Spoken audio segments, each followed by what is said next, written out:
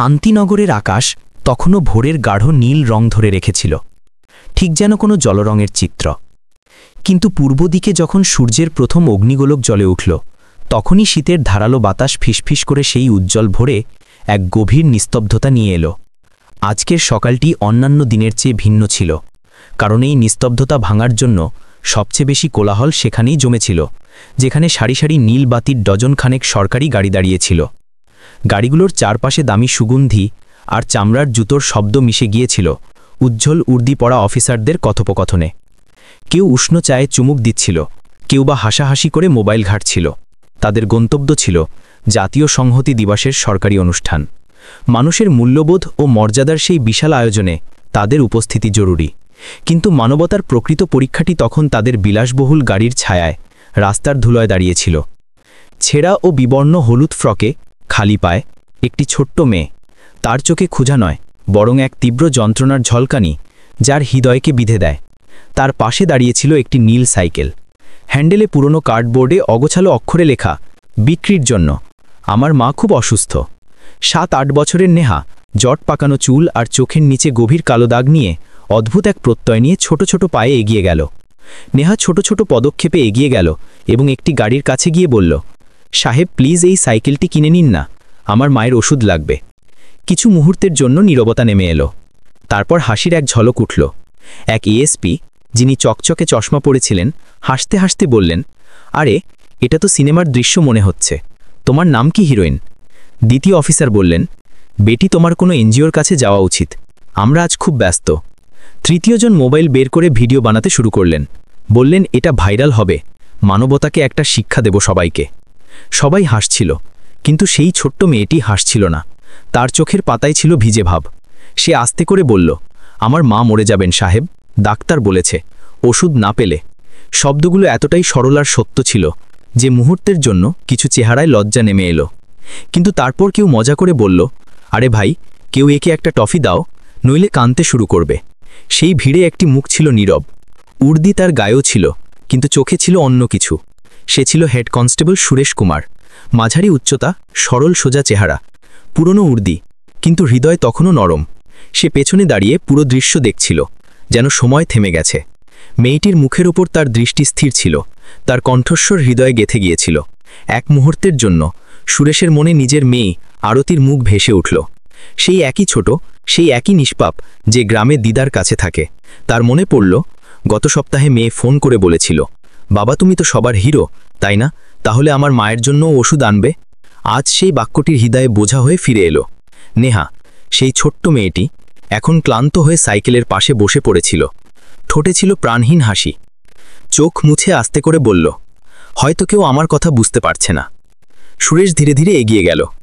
বাকি অফিসাররা তাদের গাড়িতে উঠতে শুরু করলেন।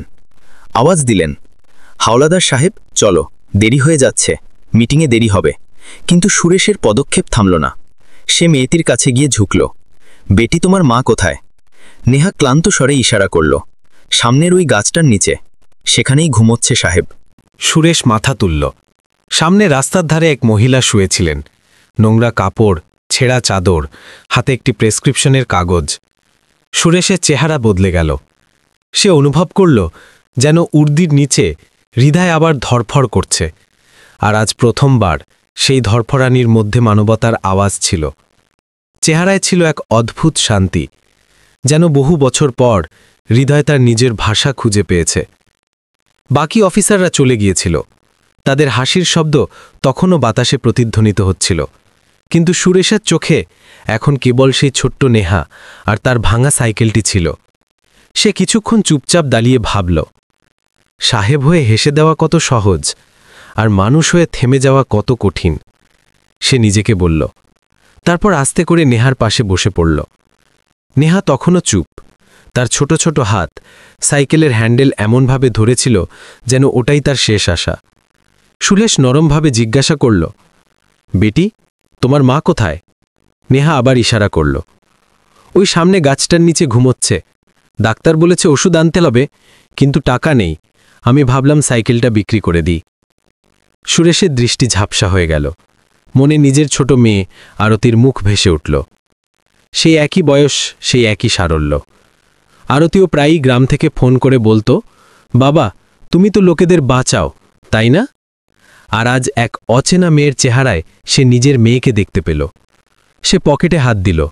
কিছু 100 টাকার নোট, একটি ছেঁড়া পুরানো নোটের টুকরো আর একটি পুরানো হাসপাতালের স্লিপ। এক মুহূর্ত সে ভাবতে থাকল, আমিও তো উর্দি পড়া একজন বাবা, শুধু পুলিশওয়ালা নই। নেহা আস্তে করে বলল, সাহেব যদি আপনি সাইকেলটি কিনে নেন তাহলে আমি ওষুধ নিয়ে আসব। 2 দিন ধরে মা কিছু খায়নি। সুরেশ তাড়াতাড়ি বলল, আরে না বেটি, এমন বলো না, আমি দেখছি তোমার মাকে, চলো আমার সাথে। নেহা চমকে উঠল, যেন এই প্রথম কেউ তাকে বিশ্বাস করেছে। তারা দুজন রাস্তা পেরিয়ে গাছটির নিচে পৌঁছল। পারুল, নেহার মা, মাটিতে একটি পাতলা চাদরের উপর শুয়েছিলেন। মুখটা ফ্যাকাশে, ঠোঁট শুকনো, আর শ্বাস যেন আটকে আসছে। সুরেশ হাঁটু কেড়ে বসে গেল, হাত দিয়ে তার নাড়ি দেখল। তিনি দুর্বল ছিলেন কিন্তু জীবিত। আস্তে করে বললেন, এ তো খুব অসুস্থ। সে তখনই মোবাইল বের করে হাসপাতালে ফোন করল। জরুরি অবস্থা, এক্ষুনি অ্যাম্বুলেন্স পাঠান। ফোন রেখে সে নেহার দিকে তাকালো। বেটি, তোমার নাম কি? নেহা ভার্মা। আর তোমার মা কোথায় কাজ করতেন? উনি নার্স ছিলেন সাহেব, হাসপাতালে। তারপর অসুস্থ হয়ে গেলেন। বাড়ির ভাড়া দিতে পারলাম না, তাই বাড়িওয়ালা বের করে দিল। নেহার এই কথাগুলো যেন ছুরি হয়ে সুরেশের হৃদয়ে বিঁধে গেল। মনে সেই সমস্ত মুহূর্তগুলো প্রতিধ্বনিত হল, যখন সে হাসপাতালের বাইরে কোনো গরিবকে ওষুধের জন্য কাঁদতে দেখেছিল এবং কিছু করতে পারেনি। সে পকেট থেকে জলের বোতল বের করে পারুলের ঠোঁটের কাছে ধরল। একটু জল পান করুন বোন, এক্ষুনি অ্যাম্বুলেন্স আসছে। নেহার চোখে ছিল বিস্ময়। হয়তো এই প্রথম সে কোনো পুলিশওয়ালাকে ঝুঁকে তার মায়ের সেবা করতে দেখল। আস্তে করে বলল, আঙ্কাল, আপনি বাকি পুলিশওয়ালাদের মতো নন। সুরেশ হাসল, মুখটা নরম হল। আমিও তো এক মেয়ের বাবা ছিলাম, মেয়ের কথা ভোলা সহজ নয়। ঠিক সেই মুহূর্তে অ্যাম্বুলেন্সের সাইরেনের আওয়াজ উঠল। সেই অফিসাররা যারা সকালে হাসছিলেন এখন গাড়ির জানালা দিয়ে উকি মারছিলেন। একজন ব্যঙ্গ করে বলল, বাহ হৌলাদার সাহেব, মানবতার সার্টিফিকেট সই করে দিলেন আপনি। সুরেশ কেবল এতটুকুই বলল, সার্টিফিকেট নয়, কর্তব্য পালন করেছি। অ্যাম্বুলেন্সের দরজা বন্ধ হলে সুরেশ লম্বা শ্বাস নিল। নেহা তার হাত ধরে নিল। আঙ্কল, আপনি মাকে বাঁচিয়ে দিলেন তাই না? এখনো নয় বেটি, তবে কথা দিচ্ছি তোমার মায়ের কিছু হতে দেব না। অ্যাম্বুলেন্স চলতে শুরু করল। পিছনে পড়ে রইল সেই নীল সাইকেলটি, যাতে লেখা ছিল বিক্রের জন্য, আমার মা অসুস্থ। কিন্তু আজ সেই কার্ডটি কারোর হৃদয় কিনে নিয়েছিল।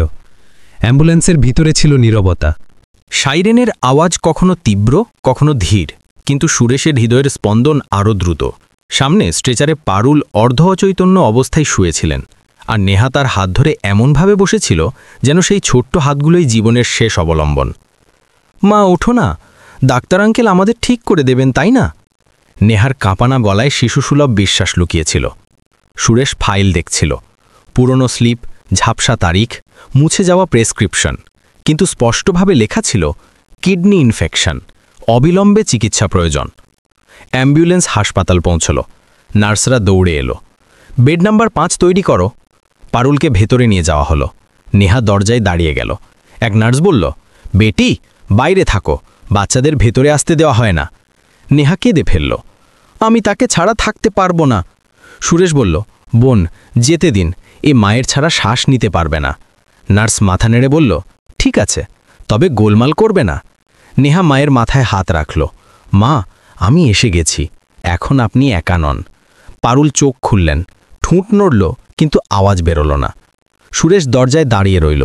তার শৈশবের কথা মনে পড়ল, যখন মা বলতেন, বেটা সত্যি বলবে, সাহায্য করবে, বাকি সব কপাল। আজ সেই শব্দগুলো যেন জীবন্ত হয়ে উঠেছিল। ডাক্তার এলেন। কে রোগীর অভিভাবক? সুরেশ বলল, আমি, আপাতত। ডাক্তার বললেন, অবস্থা গুরুতর, জরুরিভাবে ডায়ালিসিস দরকার, আজ না হলে বিপদ বাড়বে। কত খরচ হবে? প্রায় 80,000 টাকা। নেহা বলল, আমার কাছে সাইকেল আছে, ওটা বিক্রি করে দেব। ডাক্তার হাসলেন, বেটি সাইকেলে জীবন বাঁচে না। সুরেশের চোখে দৃঢ়তা নেমে এলো। চিকিৎসা শুরু করুন, আমি ব্যবস্থা করছি। টাকা কোথা থেকে আনবেন? যেখান থেকেই হোক, কিন্তু আজ কোনো মেয়েকে এতিম হতে দেব না। নেহা জিজ্ঞাসা করল, আঙ্কেল আমার মায়ের সাথে আপনার কি সম্পর্ক? সুরেশ বলল, আমি জানি না, কিন্তু তোমার চোখে আমি নিজের মেয়েকে দেখি। সে বাইরে বেরিয়ে এলো, পকেট থেকে মোটরসাইকেলের কাগজপত্র বের করল, আকাশের দিকে তাকালো। যদি আজ এটা বন্ধক রাখি, তাহলে কাল কোনো মা তার মেয়েকে কোলে নিতে পারবে। সে অ্যাকাউন্ট অফিসে পৌঁছল। ক্যাশিয়ার অবাক হয়ে জিজ্ঞাসা করল, হাওলাদার সাহেব, আপনি এত টাকা নিজে দিচ্ছেন? সুরেশ বলল, এটা টাকা নয়, ইমানের ঋণ। ফিরে এসে দেখল নেহা মায়ের হাতে আঙুল দিয়ে কিছু লিখছে। কি লিখছ বেটি? জাদুর প্রতিশ্রুতি যে মা ঠিক হয়ে যাবেন। সুরেশ হাসল। বেটি, কিছু প্রতিশ্রুতি ঈশ্বর নিজেই পূরণ করেন, শুধু মন থেকে চাইতে হয়। সেই মুহূর্তে হাসপাতালের বারান্দায় একটি নীরব প্রার্থনা উঠল। এক নিষ্পাপ মেয়ের, এক হেড কনস্টেবলের, আর হয়তো খোদ মানবতারও, যা আজ জীবিত ছিল কিন্তু চুপচাপ। সন্ধ্যার ছায়া জানালা দিয়ে ছড়িয়ে পড়ছিল। আলো ঝাপসা হচ্ছিল, কিন্তু সুরেশের হৃদয়ের আগুন নেভার নাম নিচ্ছিল না। সে কাউন্টারে কাগজ ভরছিল যে হঠাৎ জোরে হর্নের আওয়াজ এলো। কিছু পুলিশের গাড়ি হাসপাতালের বাইরে থামল। সেই অফিসাররা নামলেন যারা সকালে নেহার মজা ওড়াচ্ছিলেন। এএসপি অমরপ্রতাপ সবার আগে ছিলেন। অহংকারী চেহারা, দামি ঘড়ি, চোখে অবজ্ঞা। আরে হাওলাদার যাদব, এইখানেই আছো তাই না? তোমার ভিডিও ভাইরাল হয়ে গেছে, পুরো ডিপার্টমেন্ট তোমার কথা শুনছে। সুরেশ শান্তভাবে বলল, যদি ভিডিও কাউকে লজ্জিত করে থাকে তাহলে ভালোই হলো, হয়তো কারো মানবতা মনে পড়েছে। অমরপ্রতাপ বলল, শিক্ষা? আমাদের শিক্ষা দিতে এসেছ? তোমার কাজ ডিউটি, আবির্প্রবণ নাটক নয়। যদি সব পুলিশওয়ালা চোখের জলে ভেসে যায় তাহলে সিস্টেম চালাবে কে? সুরেশ চোখ নামালো। চোখের দ্যুতি ছিল, কিন্তু ঠোঁট নীরব। দূরে নেহা নিজের নীল সাইকেলটিকে আদর করছিল। আস্তে করে বলল, আল্লাহ করুক অঙ্কেলের খারাপ না লাগুক, ওরা তো তার হৃদয়কে জানে না। অমরপ্রতাপ ব্যঙ্গ করে হাসল, কাল তোমাকে থানায় আসতে হবে। এসপি সাহেব জিজ্ঞাসা করছিলেন, এত খরচ কোথা থেকে দিয়েছ? কোনো এনজিও নাকি তুমি? সুরেশ শান্তভাবে বলল, স্যার, মোটরসাইকেল বন্ধক রেখেছি, কোনো অপরাধ তো করিনি। অমরপ্রতাপ রেগে উঠল, সমস্যা তো এটাই, তুমি উর্দিকে আবেগের সাথে যুক্ত করে দিয়েছ। পুলিশ আইন মেনে চলে, সহানুভূতি দিয়ে নয়। ঠিক তখনই নেহা দৌড়ে এলো, কাঁদতে কাঁদতে বলল, আঙ্কেল আমার মাকে বাঁচিয়েছেন, আপনারা কেন বকছেন? উনি হিরো। এক মুহূর্তের জন্য নীরবতা নেমে এলো। অমরপ্রতাপের চেহারায় ভরা অহংকার এক মুহূর্তের জন্য শিথিল হল। সুরেশ নরমভাবে বলল, বেটি, এখন কথা বলার সময় নয়। নেহা মাথা নত করল, কিন্তু চোখে ছিল গর্ব, যেন সে তার হিরোর সম্মান বাঁচিয়েছে। অমরপ্রতাপ মুখ ফিরিয়ে বলল, চলো যাদব, নাটক শেষ, কাল রিপোর্ট দিও। গাড়িগুলো চলে গেল, পেছনে ধুলোর মেঘ, আর মাঝখানে দাঁড়িয়ে রইল এক নীরব হেড কনস্টেবল। রাত গভীর হতে লাগল, হাসপাতালের ঘণ্টাগুলো মৃদু হয়ে গেল। নেহা মায়ের কাছে ছিল, সুরেশ পাশের চেয়ারে বসেছিল। আঙ্কেল, ওই বড় অফিসাররা আপনার সাথে অভদ্র ব্যবহার করছিলেন কেন? সুরেশ হাসল, বেটি, শক্তি সবার কাছেই থাকে, কিন্তু হৃদয় নয়। যার হৃদয় আছে সে কখনো দুর্বল হয় না। নেহা তার আঙুল ধরে জিজ্ঞাসা করল, তাহলে আপনি দুর্বল নন, তাই না? সুরেশ হেসে বলল, না, কারণ তোমার মা এখনো বেঁচে আছেন। সে বোতল থেকে কিছু ফোঁটা পারুলের ঠটে দিল। পারুল চোখ খুললেন, ক্ষীণ স্বরে বললেন, আমি কি স্বপ্ন দেখছি? না বোন, এটা বাস্তবতা। তোমার নেহার দোয়া তোমাকে বাঁচিয়ে দিয়েছে। নেহার চোখে জল এলো। সুরেশ মা মেয়েকে দেখল এবং অনুভব করল, আজ সে সত্যিই কারো মানুষের জন্য বেঁচেছে। বাইরে নীল গাড়িগুলো অদৃশ্য হয়ে গিয়েছিল, কিন্তু তার হৃদয়ে এক নতুন আলো জ্বলে উঠেছিল, একজন সাধারণ হেড কনস্টেবলের হৃদয়ের আলো, যে হয়তো পুরো সিস্টেমের চেয়ে বেশি মানুষ ছিল। সকালের হালকা রোদ হাসপাতালের জানালা দিয়ে ভেতরে এলো। পাখিদের কলরব আর মনিটরের বিপ যেন জীবন ফিরে আসছে। পারুলের হাতে ড্রিপ লাগানো ছিল, শ্বাস প্রশ্বাস স্বাভাবিক চলছিল। নেহা তার হাত ধরে বারবার বলছিল, মা, চোখ খোলো না, আমরা ঠিক হয়ে গেছি, তাই না? পারুল ধীরে ধীরে চোখ খুললেন। নেহা, আমি এখানে আছি মা, আঙ্কেল আমাদের বাঁচিয়ে দিয়েছেন। পারুল সুরেশকে দেখলেন, পুরনো উর্দি, চোখে ক্লান্তি, কিন্তু চেহারায় নরম ভাব। সাহেব, আমি জানি না আপনি কে, তবে ঈশ্বর আপনাকে আমাদের জন্য পাঠিয়েছেন। সুরেশ মাথা ঝুঁকিয়ে বলল, এমন বলো না বোন, আমি তো শুধু আমার কর্তব্য পালন করছি। পারুল বললেন, যদি সবাই এভাবে নিজের কর্তব্য পালন করত, তাহলে পৃথিবীতে কেউ গৃহহীন, কেউ অসুস্থ থাকত না। নেহা হাসল, মা, আমি বলিনি আঙ্কেল সুপারহিরো? যারা হাসছিল তাদের সবাইকে বকেছেন। পারুলের চোখে জল এলো। তিনি মেয়েকে বুকে জড়িয়ে ধরলেন, আমার মেয়ে, তোমার বিশ্বাসই আমার জীবন হয়ে উঠেছে। ঠিক তখনই নার্স এলো। হেড কনস্টেবল সাহেব, ডাক্তার সাহেব ডাকছেন। সুরেশ গেল। ডাক্তার বললেন, চিকিৎসা চলছে, তবে আরও 1 সপ্তাহ দেখাশোনা জরুরি। খাবার, ওষুধ, ইঞ্জেকশন আরও 15-20 হাজার খরচ হবে। সুরেশ এক মুহূর্ত ভাবল, তারপর বলল, চিকিৎসা চালিয়ে যান, আমি দেখে নেব। ডাক্তার জিজ্ঞাসা করলেন, আপনি কি আত্মীয়? না, তবে কখনো কখনো মানবতাই সম্পর্ক হয়ে যায়। ডাক্তার হাসলেন, এমন মানুষ এখন খুব কমই আছে হাওলাদার সাহেব। বাইরে এসে সুরেশ হাসপাতালের লনে বসে পড়ল। ক্লান্ত শ্বাস ছাড়ল। ফোন বাজল। স্ত্রীর মেসেজ, ঘরের রেশন শেষ, মেয়ের স্কুলের ফিও দিতে হবে, কখন আসবে? সুরেশ ফোন বন্ধ করল। হৃদয়ে একটি বোঝা চাপল। একদিকে নিজের মেয়ে, অন্যদিকে এই মেয়ে। সে আকাশের দিকে তাকালো।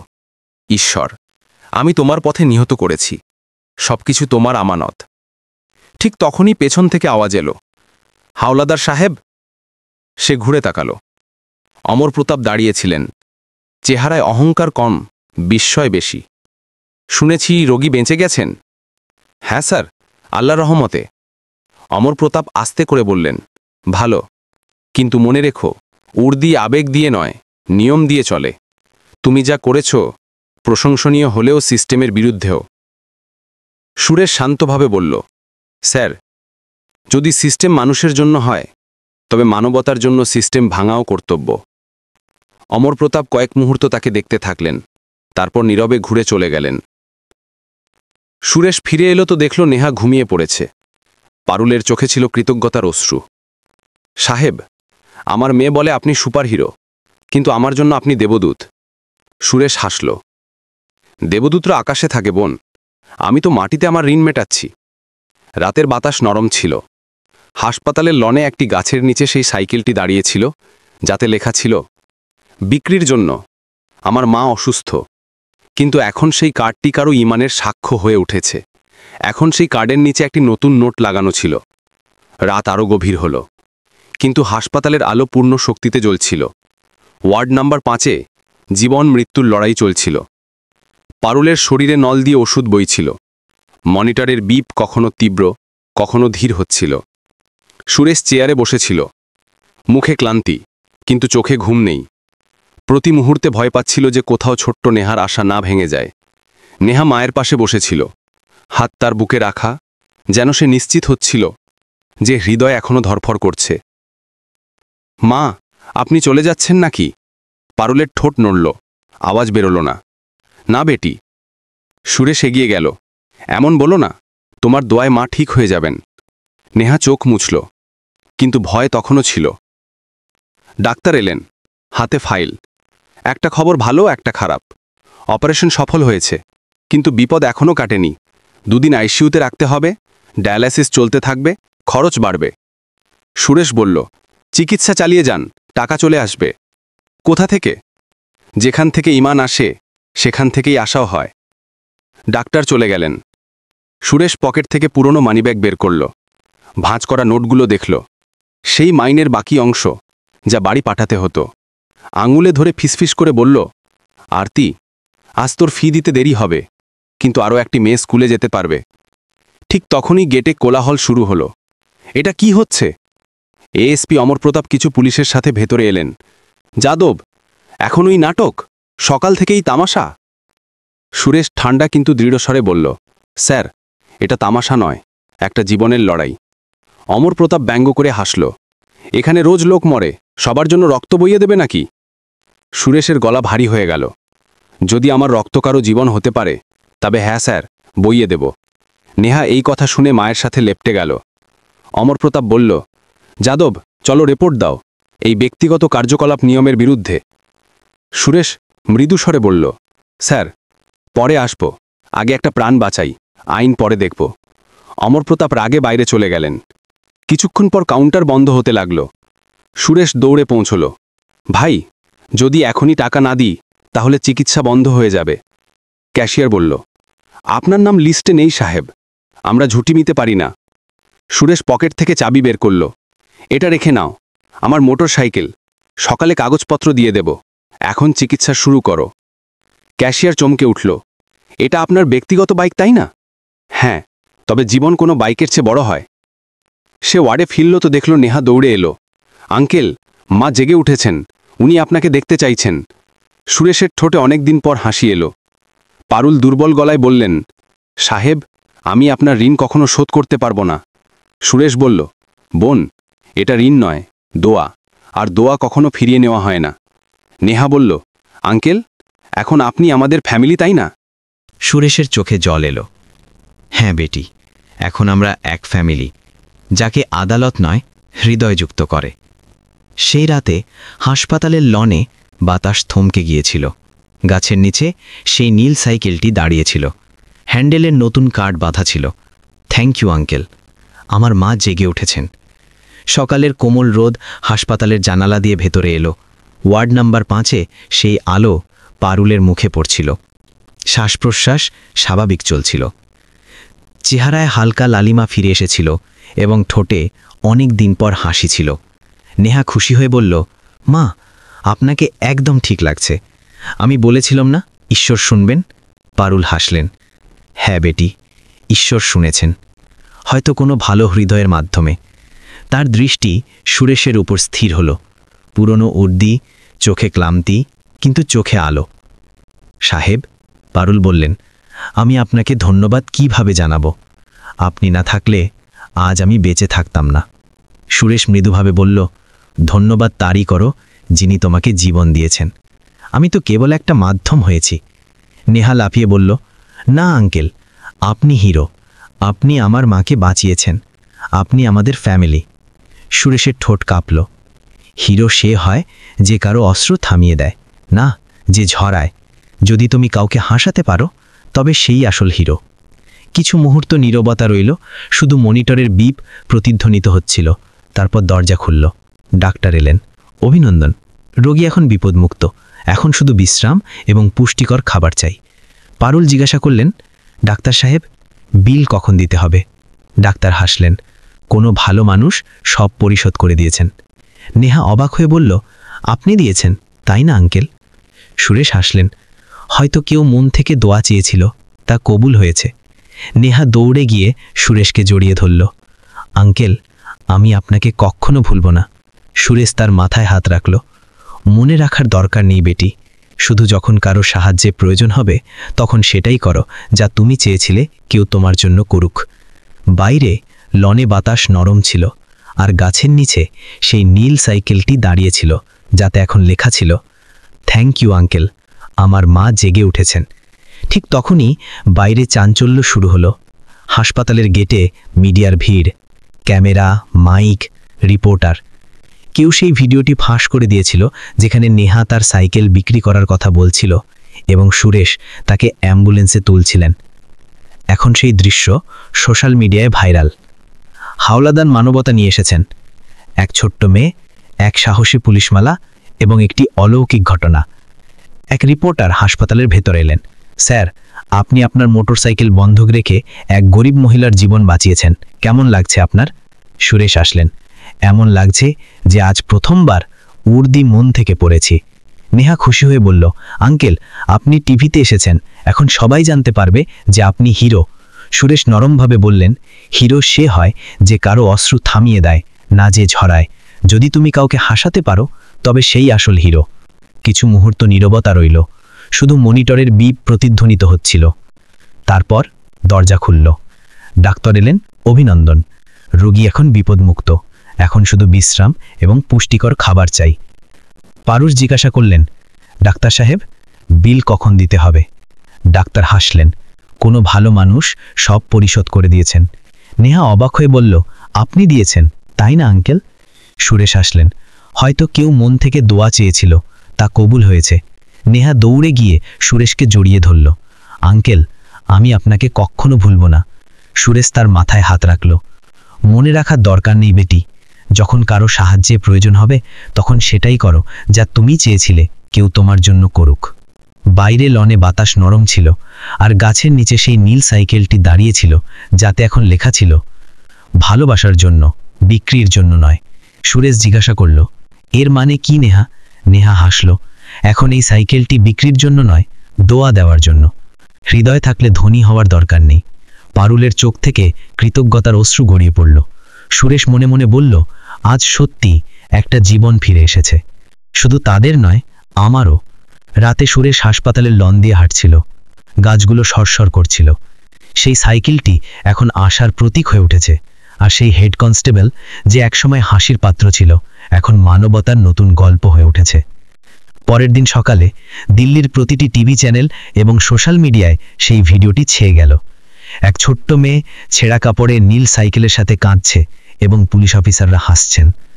তারপর এক হেড কনস্টেবল ঝুঁকে হাঁটু গেড়ে বসে তাকে আদর করেন এবং অ্যাম্বুলেন্সে তুলে দেন। ভিডিওটির নিচে লেখা ছিল, এক সাধারণ পুলিশওয়ালা, কিন্তু মানবতার সবচেয়ে বড় hero head constable Suresh Kumar. হেডকোয়ার্টারে চাঞ্চল্য শুরু হলো। কিছু অফিসার হাসছিলেন, কেউ লজ্জিত ছিলেন। ডিজিপি চশমা খুলতে খুলতে বললেন, মনে রেখো, সত্য লুকিয়ে থাকতে পারে না। যদি বিভাগে মানুষ এখনও বেঁচে থাকে, তবে আমাদের গর্বিত হওয়া উচিত, ভয় নয়। সন্ধ্যায় হাসপাতালের বাইরে ক্যামেরার ভিড় ছিল এবং রিপোর্টারদের মাইক আবার এগিয়ে এলো। আপনি কি সেই ভিডিওটি ইচ্ছাকৃতভাবে বানিয়েছিলেন, হাওলাদার কুমার? গল্পটি এখানেই এক বিরতি নেয়, যেখানে মানবতার এক সাধারণ মুখ পুরো সমাজের আয়না হয়ে ওঠে। এটা কি সোশ্যাল মিডিয়া স্টান্ট ছিল? পুলিশ অফিসাররা কি তাদের ইচ্ছামতো এমন কাজ করতে পারেন? সুরেশ ক্লান্ত, কিন্তু সত্য স্বরে বললেন, আমি ভিডিও বানাইনি বা খ্যাতি চাইনি। আমি শুধু এক মায়ের শ্বাস বাঁচানোর চেষ্টা করেছি। বাকি সব প্রকৃতির সিদ্ধান্ত। পেছনে নেহা দাঁড়িয়েছিল, হাতে সেই নীল সাইকেলটি, যার হ্যান্ডেলে নতুন বোর্ড লাগানো ছিল, ভালোবাসার জন্য, বিক্রির জন্য নয়।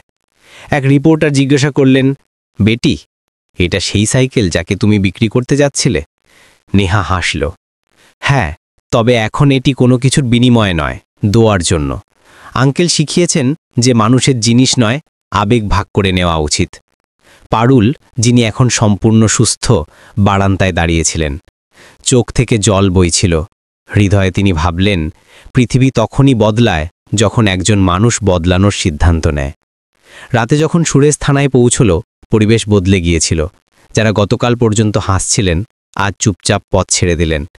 এক সিপাহী বলল, কুমার সাহেব, ভিডিও দেখলাম, মন খুশি হয়ে গেল। যদি সব পুলিশওয়ালা আপনির মতো হয়ে যায়, তাহলে লোকে আমাদের ভয় করা ছেড়ে দেবে। সুরেশ হাসল, দোয়া করো বেটা, লোকে পুলিশকে ভয় না করে, বিশ্বাস করুক। কিছুক্ষণ পর ডিজিপির বার্তা এলো, হেড কনস্টেবল সুরেশ কুমারকে পুলিশ গ্যালেন্ট্রি মেডেলের জন্য মনোনীত করা হচ্ছে। পুরো থানা হাততালিতে ভরে উঠল। সুরেশের মুখে ছিল নীরব হাসি।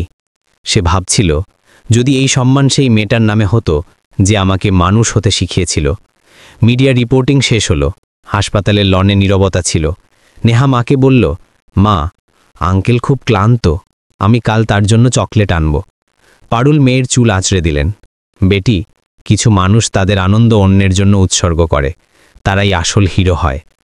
সেই রাতে সুরেশ থানার ছাদে চাঁদ দেখছিল। ফোনে নোটিফিকেশন চমকালো, hero humanity lives, 5 million views. সে চোখ বন্ধ করে বলল, হে ঈশ্বর, আমি তো শুধু একটা কাজ করেছি, কিন্তু হয়তো তার মধ্যেই তোমার বার্তা লুকিয়েছিল। দূরে কোণে সেই সাইকেলটি বাতাসে হালকা নড়ছিল এবং কার্ডে লেখা শব্দগুলো আলোয় জ্বলছিল, ভালোবাসার জন্য, বিক্রির জন্য নয়। এটা শুধু নেহার বার্তা ছিল না, বরং পুরো সিস্টেমের জন্য একটি মনে করিয়ে দেওয়া ছিল।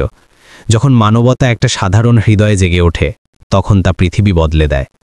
সময় কাটতে লাগল। ভিডিওর কোলাহল যদিও কমে গিয়েছিল, কিন্তু তার প্রভাব বাকি রইল। পারুল এবং নেহা দিল্লিতে একটা মহল্লায় সরকারি ফ্ল্যাট পেলেন, সেই ব্যবস্থা যা ডিজিপি নীরবে করিয়েছিলেন। হয়তো তিনিও প্রথমবার অনুভব করলেন যে উর্দি শুধু আইন নয়, মানবতার চেহারাও হতে পারে। এখন নেহা স্কুলে যেতে শুরু করেছিল। নতুন ইউনিফর্ম, নতুন বই এবং মুখে জীবনের নতুন আলো। প্রতি সকালে সে নিজের নীল সাইকেলে স্কুলে যেত। হ্যান্ডেলে এখন কোনো পুরনো বোর্ড ছিল না, শুধু রং বেরঙের ফিতে বাঁধা ছিল এবং একটা ছোট্ট স্টিকার জলজল করত, আঙ্কেল সুরেশ কর্তৃক উপহারপ্রাপ্ত। সুরেশ এখনও তার ডিউটি করত, কিন্তু ভেতর থেকে সে আগের মানুষ ছিল না। ফাইল আর রিপোর্টের দুর্গন্ধের জায়গায় এখন কারো সাহায্যে সুভাষ জায়গা নিয়েছিল। সে বুঝতে পেরেছিল যে নেকি কোনো অনুগ্রহ নয়, বরং একটা অভ্যাস হতে পারে। একদিন সন্ধ্যায় সে নেহার ফ্ল্যাটে পৌঁছল। দেখল দরজার সামনে নেহা মেঝেতে চক দিয়ে কিছু লিখছে। সুরেশ হাসলেন, কি লিখছ বেটি? নেহা বলল, এটা নতুন নাম, নেহা ফাউন্ডেশন। সুরেশ হেসে জিজ্ঞাসা করলেন, আর এই ফাউন্ডেশন কি করবে? নেহা বলল, ঠিক সেটাই যেটা আপনি করেছেন আঙ্কেল, তাদের সবার জন্য যারা রাস্তায় কাঁদে, যাদের কেউ শোনে না। আমরা ওষুধ দেব, কাপড় দেব এবং স্কুলের খরচ দেব। সুরেশের মুখে ননমতা এবং গর্বের হাসি ছড়িয়ে পড়ল। তাহলে এখন তুমি সত্যিকারের হিরো হতে চলেছ নেহা। নেহা বলল, না আঙ্কেল, আপনি হিরো, আমি তো শুধু আপনার গল্পটা এগিয়ে নিয়ে যাব। কয়েক সপ্তাহ পর দিল্লিতে একটা ছোট অনুষ্ঠান হলো। ব্যানারে লেখা ছিল, উদ্বোধন নেহা ফাউন্ডেশন, মানবতার দিকে এক পদক্ষেপ। সামনে ভিড়, মিডিয়া এবং পুলিশ অফিসাররা বসেছিলেন। নেহা গোলাপি ফ্রকে হাতে মাইক নিয়ে বলল, আমার মা অসুস্থ ছিলেন, আমি আমার সাইকেল বিক্রি করার চেষ্টা করেছিলাম। লোকেরা হাসল, কিন্তু একজন আঙ্কেল এলেন যিনি আমাকে কেনেননি, আমার বিশ্বাস কিনেছিলেন। যদি তিনি না থাকতেন তাহলে আমি আজ এখানে থাকতাম না। এই ফাউন্ডেশন তারই নামে, হেড কনস্টেবল সুরেশ কুমারের নামে। পুরো সমাবেশ হাততালিতে ভরে উঠল। সুরেশ স্টেজের নিচে দাঁড়িয়েছিলেন। চোখে ছিল জল, কিন্তু ঠোঁটে শান্তি। ডিজিপি বললেন, আমাদের মধ্যে বেশিরভাগই উর্দি পড়ি, কিন্তু কুমার সাহেব আজ সেটাকে জীবন দিয়েছেন। আজ থেকে নেহা ফাউন্ডেশন দিল্লি পুলিশের তত্ত্বাবধানে থাকবে। পারুল এগিয়ে এলেন, হাত জোর করে বললেন, সাহেব, আপনি যা করেছেন তা কোনো মায়ের জন্য সবচেয়ে বড় ইবাদত। আমি আজ থেকে এখানে নার্স হিসাবে সেবা করব। সুরেশ হেসে বললেন, এই জায়গা আপনারই বন, আপনার অভিজ্ঞতা অন্যদের আশা দেবে। নেহা ফাউন্ডেশন তার প্রথম মিশন শুরু করল। ফুটপাতে থাকা মহিলাদের জন্য বিনামূল্যে মেডিকেল ক্যাম্প। সেই পুলিশওয়ালারা যারা একসময় হেসেছিলেন এখন স্বয়ং সেবক হয়ে গেলেন। নেহা তার সাইকেলে ওষুধ বিতরণ করত, সুরেশ সবার নেতৃত্ব দিত। একদিন এক মহিলা তার ছোট্ট মেয়েকে নিয়ে এলেন। মেয়েটির হাতে ভাঙা পুতুল ছিল। নেহা ঝুঁকে বলল, তোমাকে কি চাই? মেয়েটি বলল, আমার মা অসুস্থ, ওষুধ চাই। নেহা এক মুহূর্ত থামল, তারপর হেসে বলল, এসো, আমরা সবাই মিলে ওষুধ নেব। দূর থেকে সুরেশ এই দৃশ্য দেখছিলেন। তার ঠোঁটে শান্ত হাসি এলো। এটাই আমার উর্দির আসল সেবা। সে আকাশের দিকে তাকালো। ধন্যবাদ যে তুমি আমাকে সেই কাজ দিয়েছ যার হৃদয়কে বাঁচিয়ে তোলে। বাতাস নরম ছিল, ব্যানারের কোণগুলো নড়ছিল। নেহা ফাউন্ডেশন, যেখানে ভালোবাসা বিক্রি হয় না, বিতরণ করা হয়। বছর কেটে গেল। দিল্লির সেই ছোট ফাউন্ডেশন এখন এক আন্দোলনে পরিণত হল। মুম্বাই, পাটনা, জয়পুর, বেঙ্গালুরু, লখনউ, প্রতিটি শহরে একই বাক্য লেখা ছিল, নেহা ফাউন্ডেশন, যেখানে ভালোবাসা বিতরণ করা হয়, বিক্রি হয় না। এখন নেহার বয়স 16 বছর। লম্বা চুল, উজ্জ্বল চোখ, মুখে স্থিরতা। প্রতি সপ্তাহান্তে সে বাচ্চাদের পড়াতো, জখমে ব্যান্ডেজ বাঁধত, আর এখনও সেই নীল সাইকেল চালাতো। সেই সাইকেল যা একসময় তার জীবন বদলে দিয়েছিল। সুরেশ এখন অবসরের কাছাকাছি। চুলে সাদা রং এসেছে, কিন্তু হৃদয়ের নরম ভাব এখনও একই। প্রতি সন্ধ্যায় সে নেহা ফাউন্ডেশনের লনে একটি বেঞ্চে বসে বাচ্চাদের হাসি শোনে। পারুলকে ওষুধ বিতরণ করতে দেখে আর নেহাকে সাইকেল চালাতে দেখে হাসে। একদিন নেহা কাছে এসে জিজ্ঞাসা করল, আঙ্কেল, আপনি এখন বিশ্রাম করেন না কেন? সুরেশ হালকা হাসির সাথে বলল, বেটি, বিশ্রাম তারা করে যারা শান্তি খুঁজে পায়। আমি শান্তি তোমার হাসিতে পাই। সন্ধ্যা নেমে আসছিল।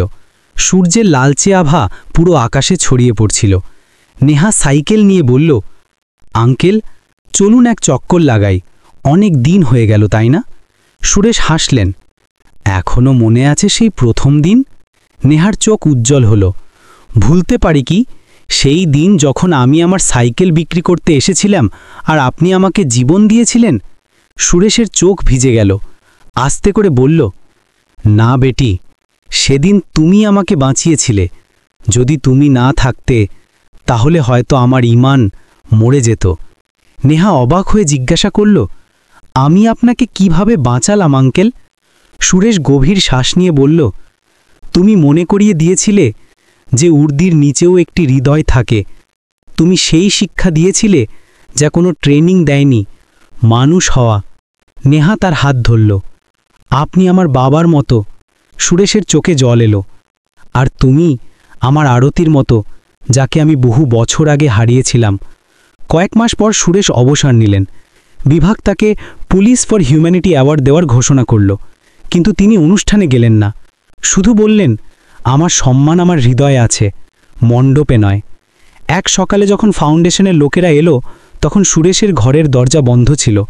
ভিতরে তিনি বিছানায় শান্তিতে শুয়েছিলেন, চিরতরে ঘুমিয়ে পড়েছিলেন। জানাজার দিন লন লোকে ভরে গেল। পুলিশ অফিসার, বাচ্চা, সাধারণ মানুষ, প্রতিটি চোখ ভেজা। নেহা তার নীল সাইকেলের সাথে এগিয়ে গেল। চোখে ছিল অশ্রু, কিন্তু ঠোঁটে ছিল বিশ্বাসের হাসি। সে সাইকেলের ঝুড়িতে একটি ছোট নোট রাখল এবং সুরেশের কবরের কাছে রাখল।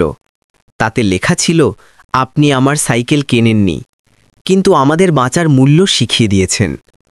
হালকা বাতাস বইল, সাইকেলের হ্যান্ডেল দুলতে লাগল, যেন নিজেই স্যালুট জানাচ্ছে। সালে পরে নেহার বয়স এখন 25 বছর, লম্বা চুল, পরিণত চোখে সেই পুরনো দীপ্তি। এখন সে নেহা ফাউন্ডেশনের প্রধান। মিডিয়া এলো, ক্যামেরা ঝলসে উঠল এবং নেহা মাইকের সামনে দাঁড়ালো। ধীরে কিন্তু ভরসাভরা কণ্ঠে বলল, আমি কোনো মহান নই, আমি তো কেবল একটি মেয়ে যার সাইকেল একজন হেড কনস্টেবলের হৃদয় পর্যন্ত পৌঁছে গিয়েছিল। যদি কখনো কারোর জন্য থামার সুযোগ পান, তবে থেমে যাবেন, কারণ হয়তো আপনার একটি পদক্ষেপে কারো পুরো পৃথিবী বদলে যেতে পারে। পুরো মঞ্চ হাততালিতে ভরে উঠল। নেহা আকাশের দিকে তাকালো, চোখে দুতি, ঠোঁটে দোয়া। আঙ্কেল, আপনি বলেছিলেন না, মন থেকে যারা বাঁচে তারা কখনো মরে না। দূর থেকে হালকা বাতাস এলো, ব্যানার উড়তে লাগল, নেহা ফাউন্ডেশন, এক হৃদয়, হাজার জীবন। এবং এইভাবে একটি ছোট্ট সাইকেল, যা একসময় বিক্রির জন্য ছিল, এখন মানবতার সফরের বাহন হয়ে উঠেছে। একজন সাধারণ হেড কনস্টেবল যে কাজটি করেছিলেন, সেটাই পরে পুরো জাতির বিবেককে জাগিয়ে তুলেছিল।